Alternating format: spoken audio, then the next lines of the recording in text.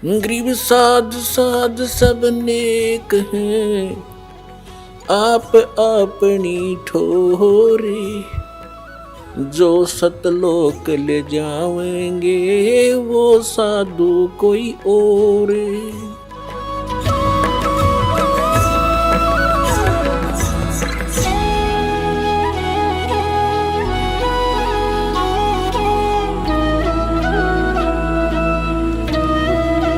उन महापुरुषों ने कैसे भक्ति की, कौन से मंत्र की। आदरणीय धर्मदास साहिब जी एक व्यापारी थे और बाल बच्चेदार गृहस्थी थे। भक्ति करी, साधारण सा मंत्र है, सिंपल वे से इसकी साधना करनी है, बिल्कुल साधारण सी भक्ति है। चलते फिरते उठते बैठते काम करते करते, जब भी पहले मानसिक कार्य नहीं होते थे, आजकल तो जैसे कार्यालयों में काम करते हैं, मानसिक कार्य ज्यादा बढ़ा दिए काल ने। शारीरिक कार्य होते थे, कोई भी था, कपड़ा बुनता था, कोई जूते बनाता था, और कोई हल जोतता था, कोई मजदूरी करता था। तो ये सब शारीरिक कार्य ज्यादा होते हैं। तो उसमें चलते फिरते उठते बैठते उस परमात्मा का नाम का सिमरण करना है बस। नाम उठत नाम बैठत नाम सोवत जागबे, नाम खाते नाम पीते नाम सेती लागबे। और किसी भी सदग्रंथ ने उठाकर देख ले, जो सदग्रंथ है उन्होंने यही समर्थन दिया है कि परमात्मा का नाम काम करते करते अपना कर्म योगी बनकर भक्ति करे। और काम छोड़कर बैठ गया तो तेरा निर्वाह कैसे होगा, गीता में यहां तक कहा है। तो अब वो मार्ग आपको मिल गया है, इसको स्वीकार करो और कल्याण करा लो, बहुत आसानी से बनेगी बात। अब क्या बताते हैं, परमात्मा के साथी हमारे चले गए, हम भी चालन हार, कोई कागज में बाकी रह रही, तात लगी है वार। पतझड़ आवत देख कर बन रोवे मन माही, ये ऊंची टहनी पात थे अब पीले हो जाए। पात जड़नता ये कहे सुन भई तरवर राय, अब के बिछुड़े नहीं मिले ना जाने कहां गिरेंगे जाए। तरवर कहता पात से, सुनो पात एक बात, यहां की यह रीति है, एक आवत एक जात। परमेश्वर कबीर जी ने अपनी प्यारी आत्माओं को तत्व ज्ञान समझाने के लिए भिन्न भिन्न प्रकार के फार्मूले अप्लाई किए हैं कि ना जाने किसके कौन सी बात चुभ जा और जीवन बदल जाए उसका। अब जैसे कुएं में बाल्टी गिर जाती है, गांव में तकरीबन कुएं अब भी विद्यमान है, पहले सभी जगह कुएं ही हुआ करते थे, ये हैंड पंप वगैरह यंत्र नहीं थे, और पानी बहुत गहरे हुआ करते थे, 100 फुट नीचे जल प्राप्त होता था जमीन में। उसके निकालने के लिए एक पात्र बाल्टी होती थी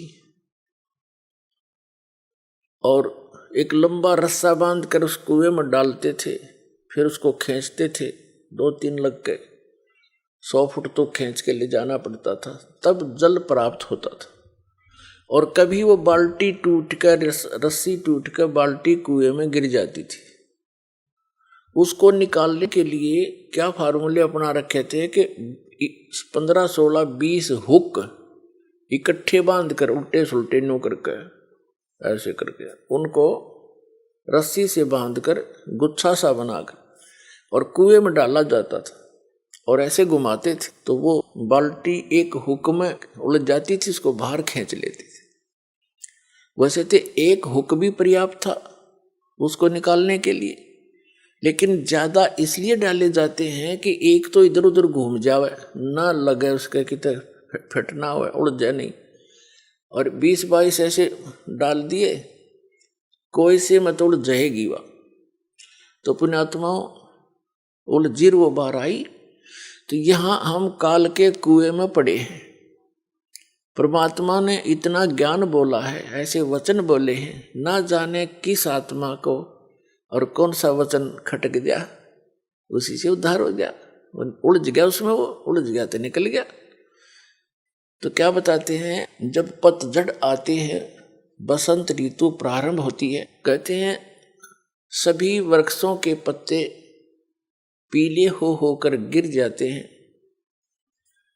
ये समझो कि जब, तो उस समय का वर्णन बताते हैं, हमारे ऊपर लागू करके बताते हैं कि जैसे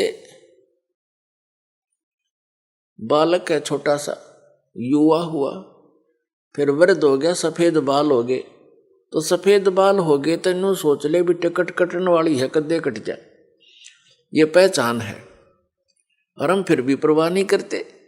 परमात्मा कहते हैं कि वो पतझड़ आवत देख के और बन रोवे मन माही, ऊंची टहनी पात थे वो अब पीले हो जाएं, नीचे गिर लग रहे पीले होकर। तो फिर क्या बताते हैं, पात जड़नता ये कहे, सुन भई तरवर राय, अब के बिछुड़े नहीं मिले, ना जाने कहां गिरेंगे जाए। एक पत्ता टूटता हुआ मानो ये कह रहा हो कि हे तरवर राज, हे वृक्ष राजा, अब हम तेरे से बिछुड़ रहे हैं, ना जाने कहां गिरेंगे, किसी पशु के पैर के नीचे कटेंगे या गंदे नाले में पड़कर सड़ेंगे, ना जाने कहां गिरेंगे। अब तरुवर जैसे वृक्ष कह रहा हो उस पत्ते को, तरुवर कहता पात से सुनो पात एक बात, यहाँ की यह है रीति है, एक आवत एक जात। जैसे पत्ते झड़ गए पतझड़ के दौरान, तुरंत ही छोटी छोटी कोपल फूट आती है उस वृक्ष पे, और 10 दिन 20 दिन महीने के बाद फिर वो हरा भरा हो जाता है।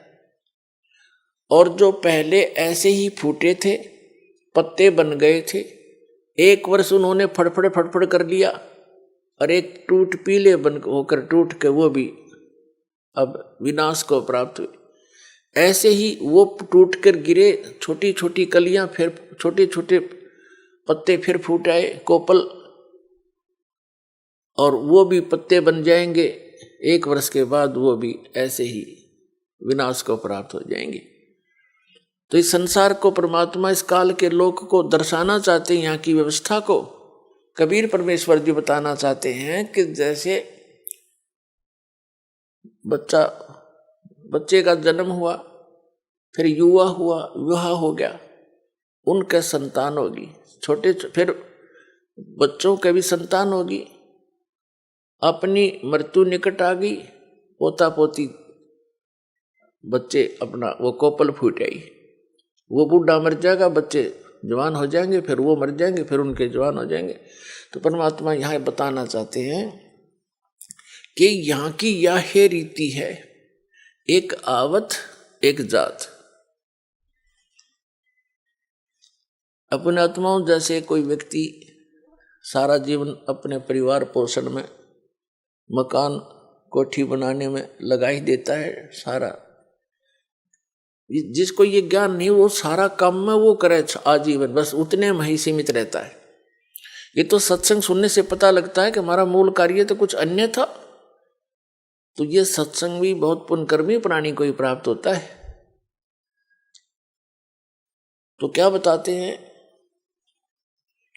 कि वो व्यक्ति जो अपने मकान बनाने में, बच्चों का पालन पोषण करने में और बड़ी उनके बीच में प्यार से रह रहा था, सारा जीवन लगा दिया, और फिर मृत्यु की निकट आ गई, कोई रोग हो गया, ऐसा दे रोग हो गया, परिवार को भी पता लग गया कि इसकी मृत्यु निश्चित है, और स्वयं को भी ज्ञान हो गया। तो फिर वो रह कर सोचता है, भगवान अब क्या होगा मेरा। तो अन्य लोग व्यक्ति मिलने आते हैं, कुल के व्यक्ति, नाती, तब उसको समझाने की चेष्टा करते हैं, भाई या तो एक दिन सब नहीं जाना है, आपका समय ही इतना था, चिंता ना करना कि तू यहाँ सबके साथ ऐसे ही बनता है। तो कहने का भाव ये है कि ऐसे ही जैसे वो पत्ता टूटता हुआ कह रहा हो पात जड़नता ये कहे सुन भई तरवर राय, अब के बिछुड़े नहीं मिले, फिर नहीं मिलेंगे, ना जाने कहाँ गिरेंगे जाए। तरवर कहता पात से सुनो पात एक बात, यहाँ की तो यह रीति है, एक आवे एक जात। तो ऐसे स्थान पर आप कितने निर्भय होकर रह रहे हो और क्या क्या बकवादें करते हो सारे जीवन में, बगैर ज्ञान के कुबद की जाती है। जिस इंसान को ये पता लग गया तेरी मृत्यु निकट है, वो करके दिखाओ नाचा गाई और करो बकवाद एक करके दिखाओ, उसका मन नहीं मान सकता। तो हम इतने अबोध हैं या इतनी भांग पी रखी है इस काल के, इस माया की, कि हमने वो दिखाइए ना देता, सुना को बताना चाह, उसका असर हमारा होता नहीं।